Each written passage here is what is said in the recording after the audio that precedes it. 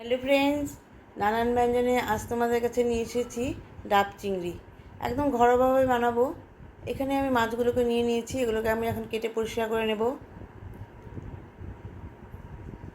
আর এখানে একটা ডাব নিয়েছি, ডাবটা বড়, অনেকটাই বড় ডাবটা। দেখা যাক কাটার পরে কী অবস্থা হয়।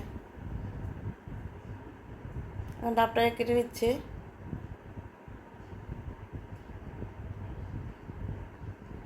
এভাবে চাকু দিয়ে গোল করে কেটে দেবে। কাটা হয়ে গেছে। ডাবটার ভিতরে বহুত জল, অনেক জল, কিন্তু ভিতরে যে নারকেলটা পুরো হয়নি, একদম পুরো হয়নি, পাতলা নারকেল একদম। বহুত জল বেরিয়েছে, অনেক বড় ডাবটা।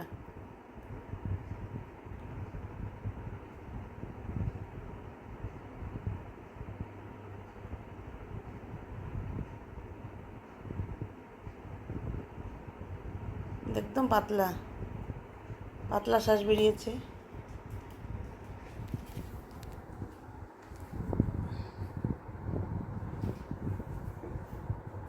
কিছুটা ডাব রেখে দিলাম ভিতরে, শ্বাসটা সব বের করে নিয়ে অল্প বের করেছি, হাফটা আর হাফটা আছে। এখন মাছগুলোর মধ্যে লবণ আর হলুদ মাখিয়ে নেব।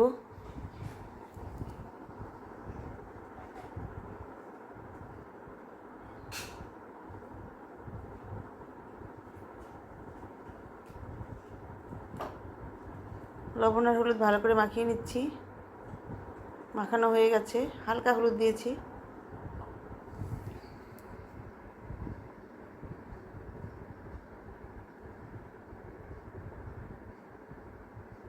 আর এখানে নিয়ে নিয়েছি ডাবের জল, আর এটা নিয়েছি হচ্ছে ডাবের ভিতরে সেটা পেস্টটা।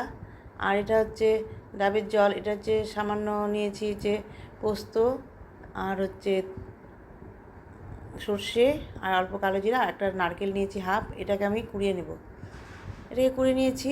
এখন এটার থেকে একটু নারকেলের জলটা বের করে নেব, চিপে দুধটা বের করে নেব আর কি। আর এখানে নিয়েছি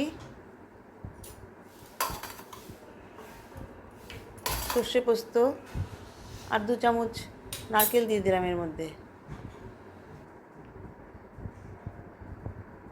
দিয়ে এখন এর মধ্যে কয়েকটা কাঁচা লঙ্কা দিয়ে দিলাম। এখন এটাকে পেস্ট করে নেব। আর একটু সামান্য লবণ দিয়ে নিলাম।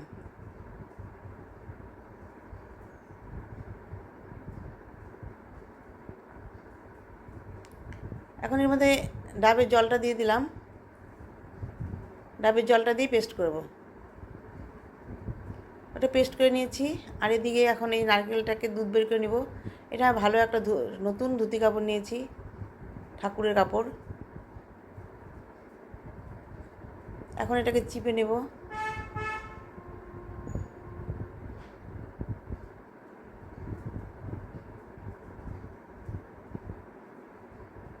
এবার দুধ বের করে নিলাম।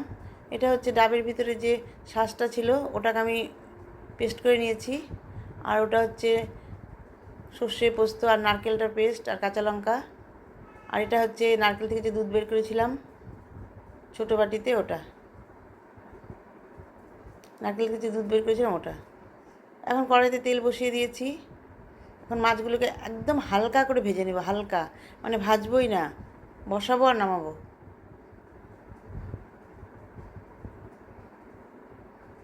কারণ উনানের মধ্যে বানাবো তো, মাছগুলো সিদ্ধ হবে কি মানে হবে না না হবে জানি না, তবু আমি একটুখানি হালকা ভেজে নিচ্ছি। এই জন্য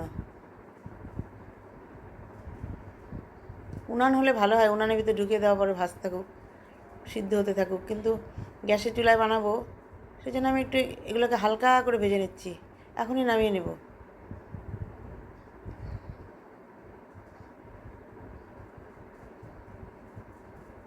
নামিয়ে নিলাম।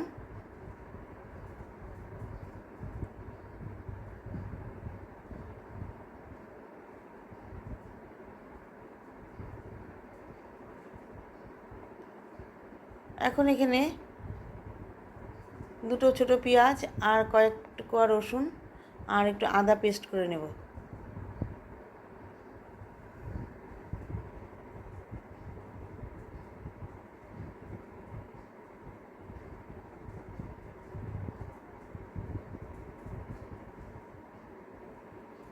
ওগুলো পেস্ট করে নিয়েছি। আর এখন আমি সেই মাছ ভাজা তেলের মধ্যে এখন একটু কালো জিরা দিয়ে দিলাম, সামান্য কালো জিরা দিয়ে এখন এর মধ্যে পেঁয়াজ রসুন আর আদা পেস্টটা দিয়ে দিলাম।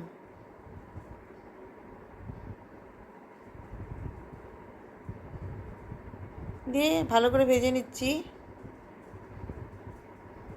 ভালো করে ভাজা হয়ে গেছে। এখন এর মধ্যে 5টা কাঁচা লঙ্কা দিয়ে দিলাম, ফেলে দিয়েছি, কারণ ঝাল না হলে তো একদম ভালো লাগবে না। এখন এর মধ্যে সর্ষে, পোস্ত, নারকেল আর কাঁচা লঙ্কা পেস্টটা দিয়ে দিলাম। দিয়ে ভালো করে মশলার সাথে মিশিয়ে নিলাম। এখন এর মধ্যে অল্প লবণ দিয়ে দিলাম। দিয়ে ভালো করে নাড়িয়ে নিচ্ছি। এখন এর মধ্যে মাছগুলোকে দিয়ে দিব। মাছগুলো দিয়ে উনানটা অফ করে দেব, কারণ মাছগুলোকে এখানে আর ফুটতে দেব না। মাছগুলোকে ডাবের মধ্যেই সেদ্ধ করব।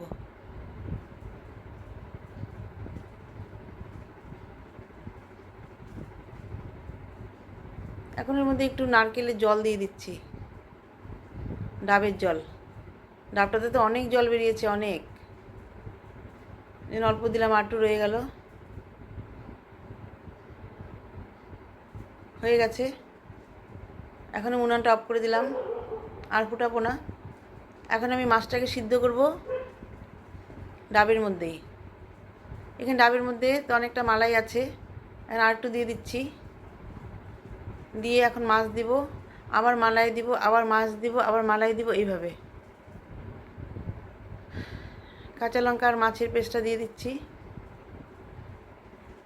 মালাই দিয়েছি, মাছ দিয়েছি, দিয়ে দিয়ে এইভাবে ভর্তি করে নিয়েছি। এখন এটাকে আমি ঢেকে দেব। ঢেকে দিয়ে এখন একটু আটা মেখে রেখেছি, এটা এখন আমি এর চারিদিকে লাগিয়ে দিব।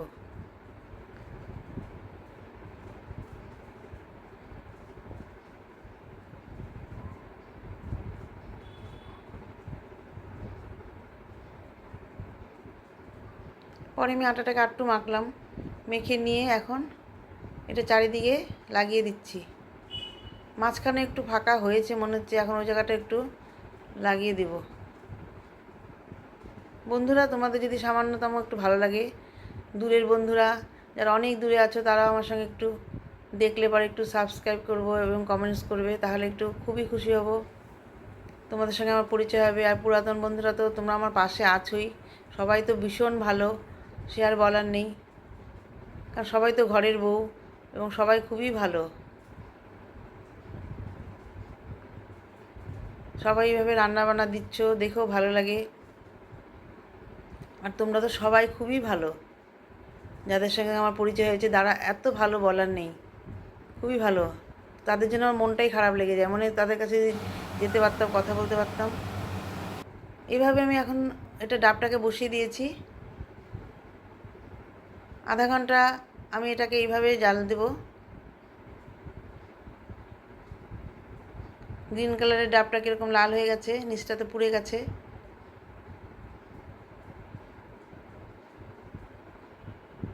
এখন আমি এটাকে অফ করে দিলাম আধা ঘন্টা পরে।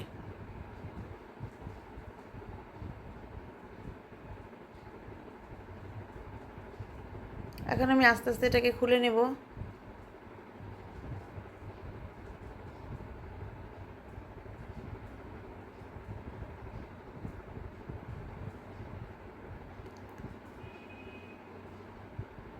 এখন আমি ডাবটাকে, মুখটাকে খুলে নিলাম।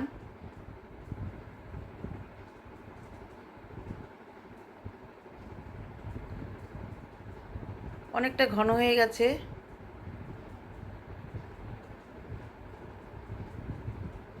জলটা অনেকটা শুকিয়ে গেছে, অনেকটা ঘন হয়ে গেছে।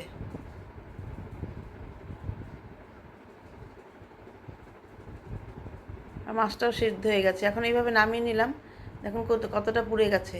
এখন এইভাবে মাছটাকে আমি উপরে সাজিয়ে দিলাম।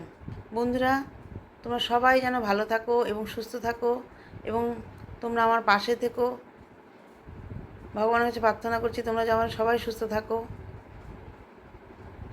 এইভাবে আমার ডাব চিংড়ি রান্নাটা হয়ে গেল। নমস্কার।